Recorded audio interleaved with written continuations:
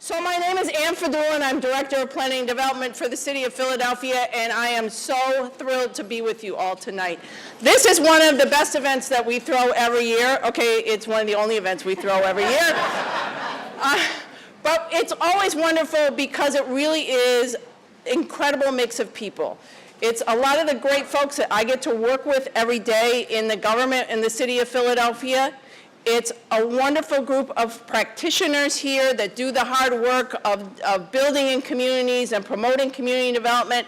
And then most important of all, it's so many of those community residents who really live and breathe what happens in your neighborhoods every day. And we are so excited to graduate yet another class of our citizens planners, which is such an important element to what we do at Planning and Development.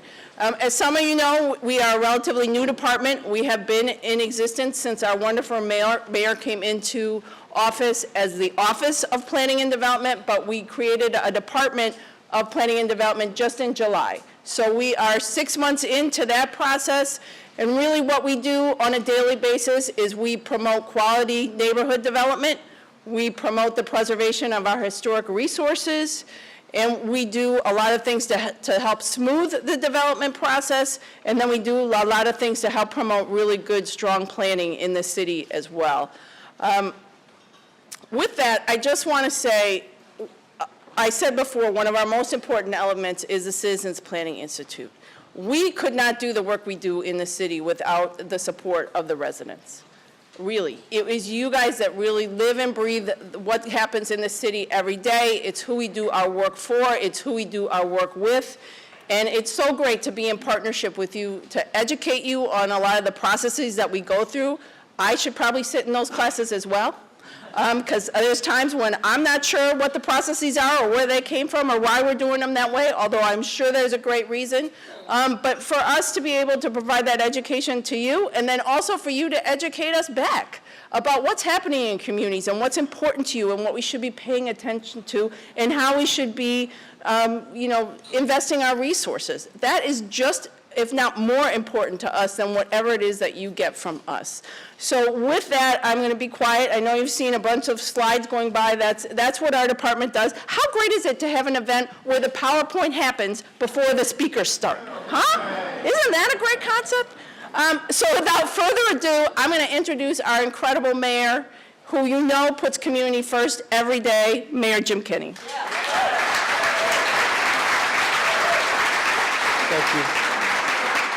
Thank you very much, and thanks, Ann. And I just want to say, and I can say it publicly, Ann has done, and people who work with her have done a tremendous, tremendous job in straightening out our mess that has happened over years and years of layered on stuff that no one understands why it's there.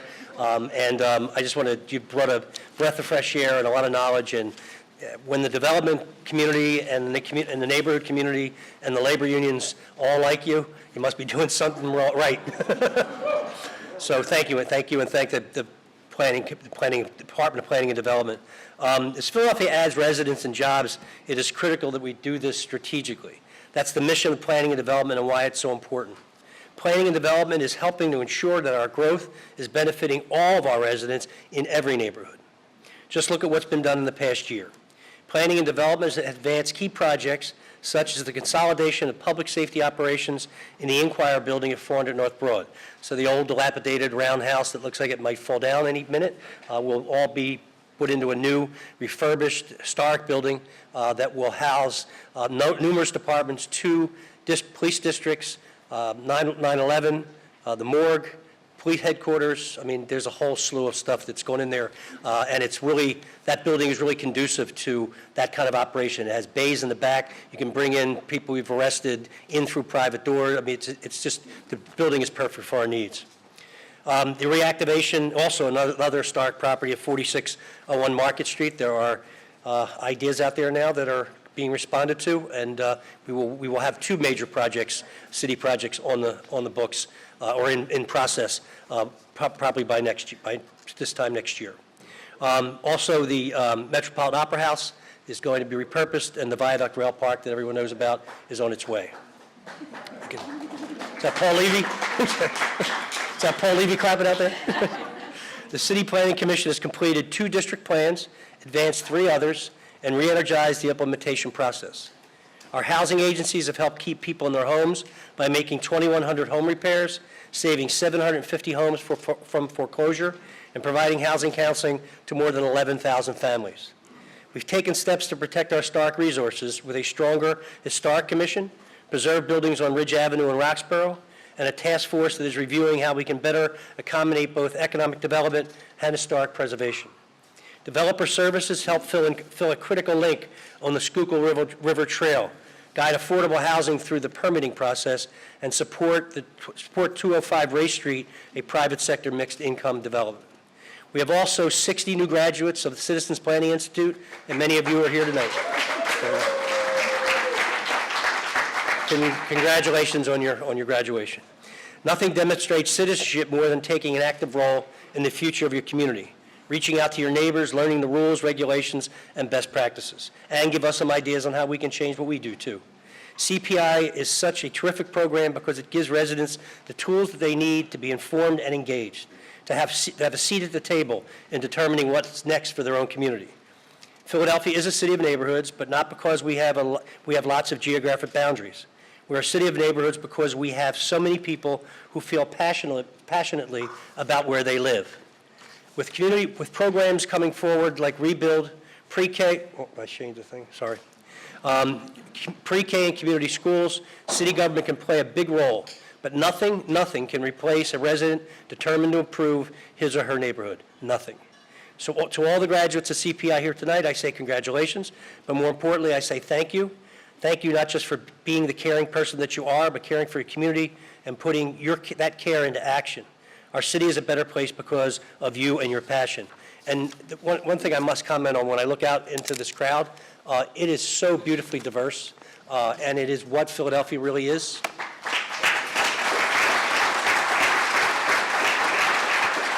Because, as you know, we've been going through quite an ordeal over the last year and a half, 2 years, and sometimes you think that it's just not going to work, and you get desperate and you start wondering about what the future is going to be. And then you come to places like this and you see the future, because not one person or a group of people who are ignorant can change who we really are or how we do things and how we stick up for each other and hang together. So in many ways, the evilness of what's coming out of Washington is driving us more to the good and making us better citizens for it.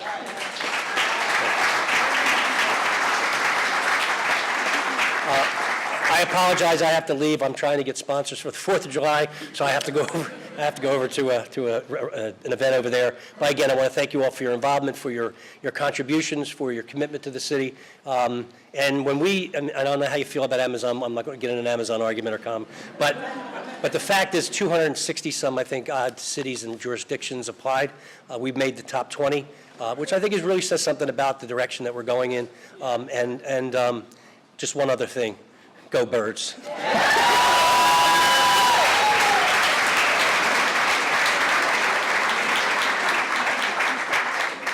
Yeah, so we're having quite the 2018, right? Amazon announcement, Super Bowl, wait for it, CPI graduation. Yeah, all right. Okay, so I have just met Dekonti, sorry. I promised her I would get her name wrong, and I fulfilled my promises. Dekonti.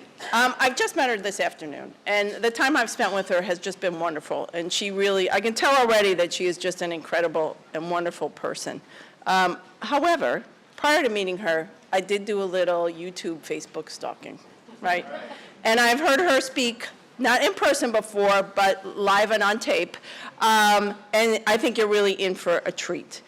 Not because she just speaks about something that's really interesting and I think that is close to all of you, but because she really, truly speaks from her heart. And that's what really is most important. So with that, I give you Dekonti Mends-Cole, Vice President of the Mid-Atlantic Global Philanthropy, JPMorgan Chase. Thank you.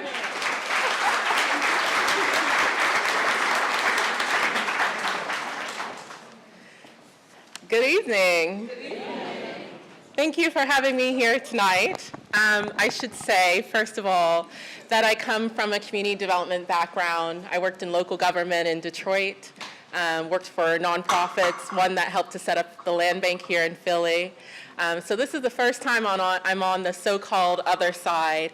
And I should say that my views and opinions do not express that do not necessarily express that of JPMorgan Chase.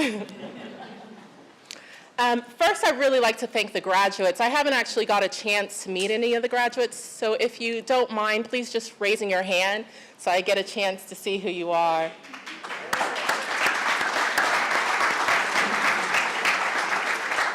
Thank you for sharing your expertise, your skill, your knowledge of your neighborhood to drive this community forward. You exemplify exactly what it means to be a proactive resident.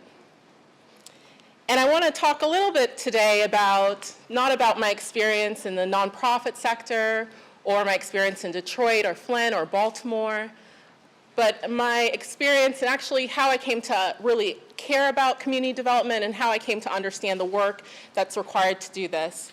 And I learned that from someone that's probably a lot like some of the graduates here. I learned it from my grandmother, Catherine Munger. So what my bio doesn't say, or necessarily my title doesn't say, is that I'm a refugee. I came to this country when I was a child with my older brother and my parents.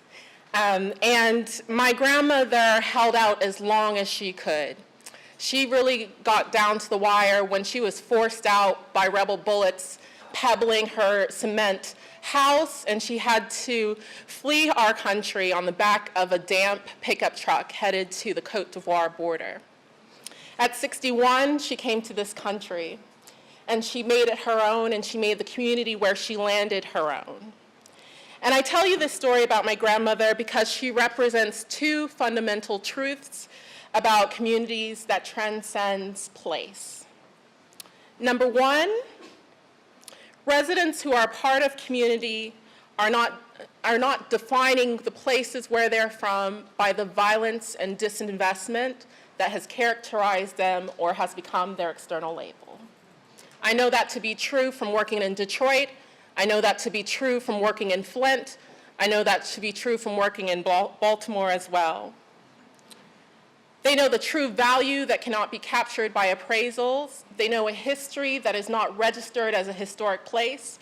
And they have the greatest sense of the potential of what a neighborhood can be and how to sustain its prosperity. Let me be clear, I'm not saying that trauma isn't real, but trauma does not define our communities or the people who live in them. 29 years later, my grandmother never let go of the memory of Liberia. When I was a child, we'd plot out what we would grow in her garden. She would tell me about all the varieties of pineapples in her backyard. And in the front yard, we were going to plant butter pear, mangoes, oranges, so the school children coming by would have a bounty to choose from as their after-school snack. You know, in the midst of all of that, Liberia was in a devastating war, a war that charred its capital city, that has broken its economy to this day. And even as a child, I knew my grandmother was not going to be able to live in her home country. But it didn't matter. Every single month, my grandmother sent money back to Liberia. She sent money to repair her home because come hell or high water, even if she wasn't going to live there, her grandchildren would have a foundation and a place to live.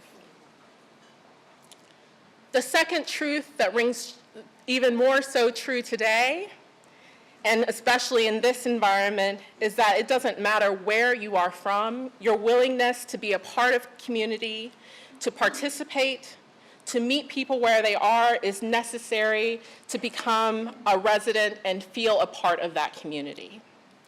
My family landed in rural Western Kentucky. Wow. Yeah, wow, indeed. It's a corner of America actually very few Americans migrate to. Even if fewer immigrants and only one refugee family, the Mends-Coles.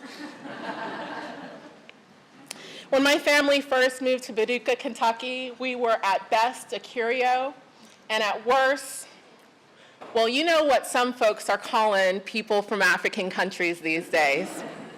Did I mention that my views do not express that of JPMorgan Chase? Yet my grandmother lives there today and thrives. My grandmother was willing to meet people where they were. She knocked on every door. Later in life, my grandmother converted to a very evangelical faith, and she is one of their greatest recruits. When I was young, she tried to recruit me. She would actually say in her not so subtle way, isn't it going to be so sad when I'm in eternal paradise and I don't see any of my family? And at 10 years old, I realized that my grandma was telling me I'm going to hell. I would advise you not to take that approach if you're trying to build consensus. What she did teach me was knock at every door and stay persistent. My grandmother, wrapped in her African finery, would knock on every door in our rural community. Some people slammed the door in her face. Some people invited her in for some sweet tea or some lemonade. And often she would meet folks in the midst of a life crisis that needed someone to listen to them and also to cry on her shoulder. They needed a Liberian grandma. And she was there. And she shared with her her story, how she had lost everything and still had hope. Over the years, my grandma, with her sing-songy accent, had swanned her way into nearly every household in my community. And I became known as Miss Munger's granddaughter. People would stop me at the Piggly Wiggly to let me know exactly what I knew. My grandmother was special. She was a great listener. And also, strangely enough, that she knew where they came from. My grandmother was not discouraged or turned away by those that called her out the N-word to her or sick dogs on her when they saw her coming up the drive. She understood that reaction was rooted in pain and emptiness and that could not be resolved by giving up or focusing on those that shared her worldview. And the core of this is the most important lesson that my grandmother taught me about community development. There is no us and them. Even when the majority has unceremoniously said that you are the other and you will always be the other, there is still no us and them. That isn't to say that hate is not real or alive, but it shouldn't make you shriek or shrink or square into the corner in defense, succumbing to nothing more than disappointment, insecurities, and unfounded anxieties wrapped in fear. She taught me that unashamed, brash demonstrations of bigotry needs to be met with unashamed demonstration of resilience, a willingness to strive for commonality, and a willingness to see each person for their own hopes, desires in their life. And I'm going to just end with something actually an older lady, similar to my grandmother, just told me in Reading Market right before I joined you guys. And she said, I always tell my grandchildren, if you're going to live in this world, you got to live in this world. And so the work you're doing is living in this community, and I appreciate it, and thank you. Thank you for having me speak as well.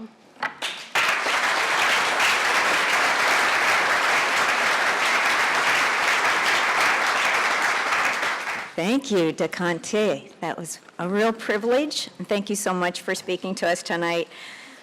This is the 5th year. Oh, I always forget to say who I am. My name is Donna Carney, and I'm the proud director of the Citizens Planning.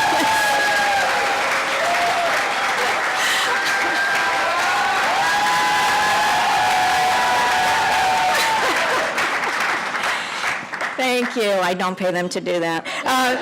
This is the as I was saying, this is the 5th year of recognizing both the spring and fall cohorts together, and I was looking this up. The last time we had this event at the Center for Architecture was January 2013, and that was the first year that we handed out our calendar progress report, which you can pick up in the back. If you are not familiar with it, I know many of you were probably here in 2013.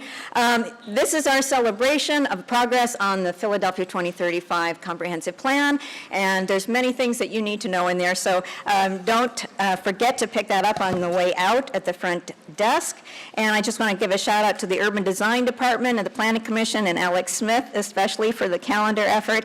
And I want to give a few shout outs to folks here at the Center for Architecture, Lois, Sarah, David, and Rebecca, 12th Street Catering, and our advisory board volunteers who checked you in tonight, Joyce Smith, Heidi Siegel, Venice Whitaker, Michael Moody, Rana Fayez, and our staffer Andy Maloney.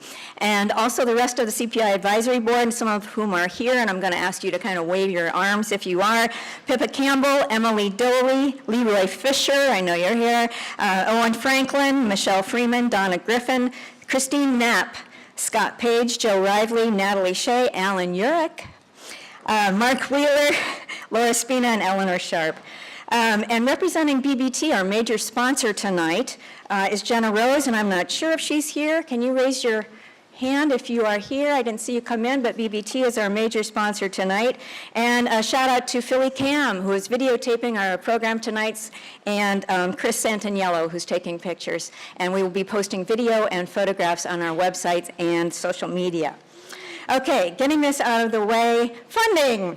As you may know, CPI has 2 full-time staffers, myself and Ariel Diliberto. Ariel, can you raise your hand? Yes. Fantastic. To fund this program, we rely on your donations and grants to keep it going, and here's a list of some of the ways your contributions can help us maintain and expand the program. The Mayor's Fund for Philadelphia has a page to accept donations. It's easy. You just click that button. And there are more ways we'd like to expand this program in our 2017 strategic vision on our website. The mayor accidentally forwarded to this, but here's a picture of our spring instructors for the program, which does not work without the generous donation of the time and contributions of all of our volunteer instructors. You see the names of the 2017 instructors on the back of your program, which was on your seats when you came in.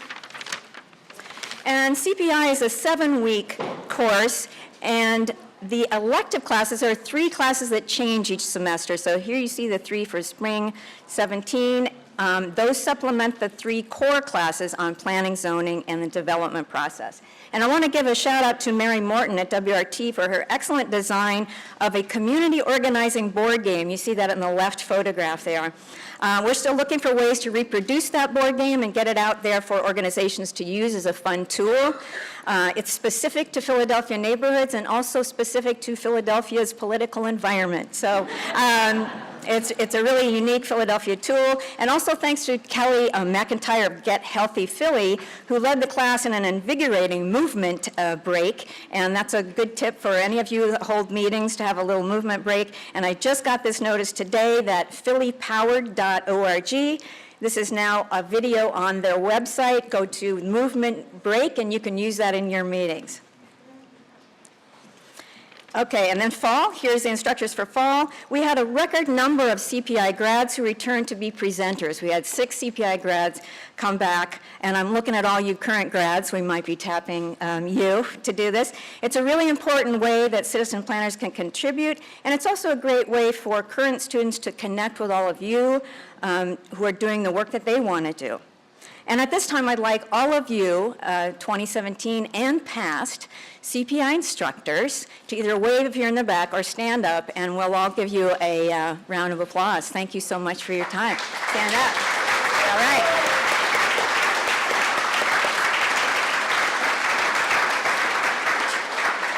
And here's for the fall elective classes.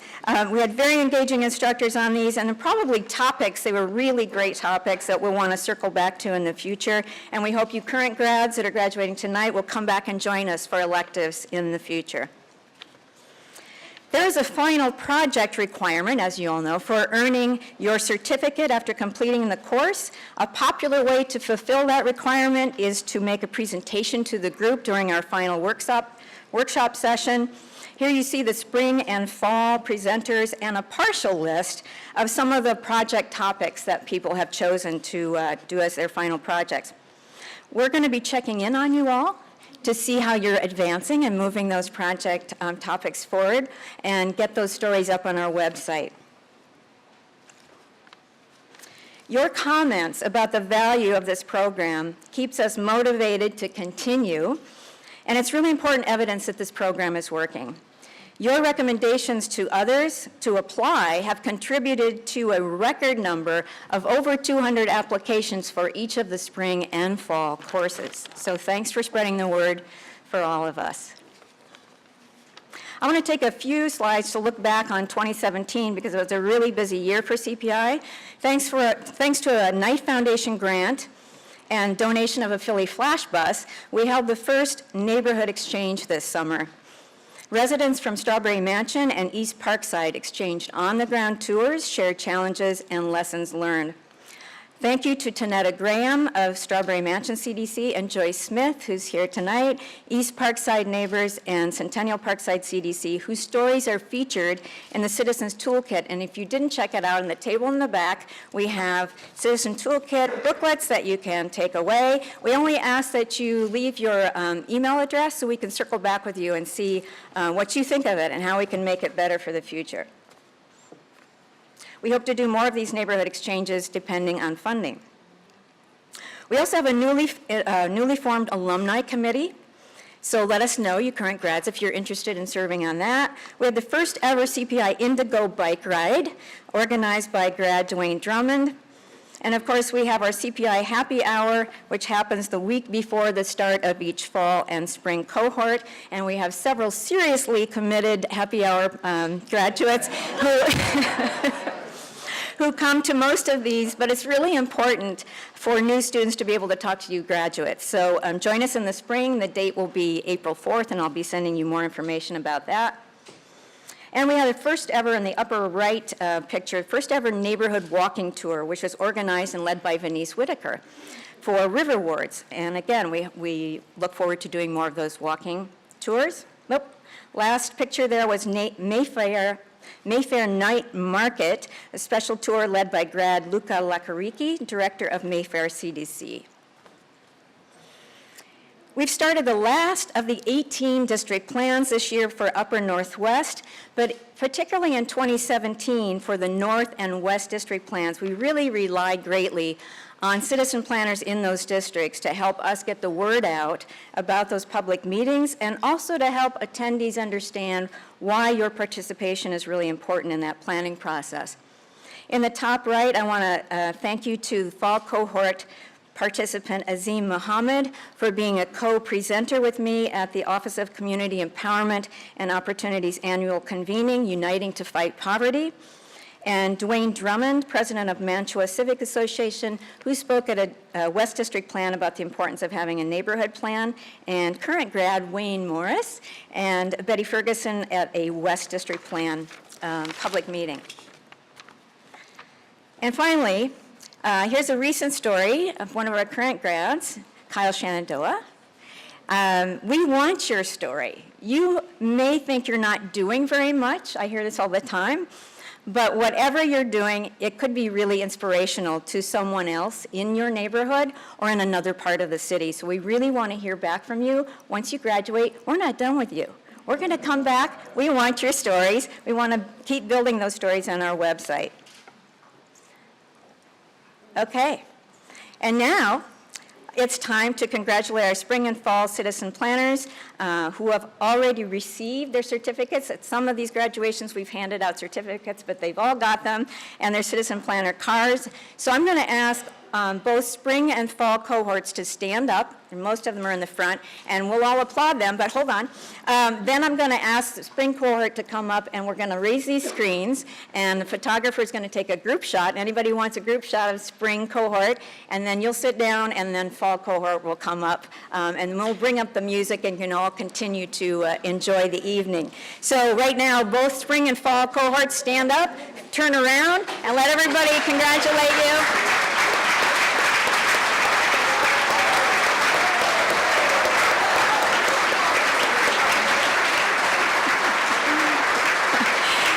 Okay.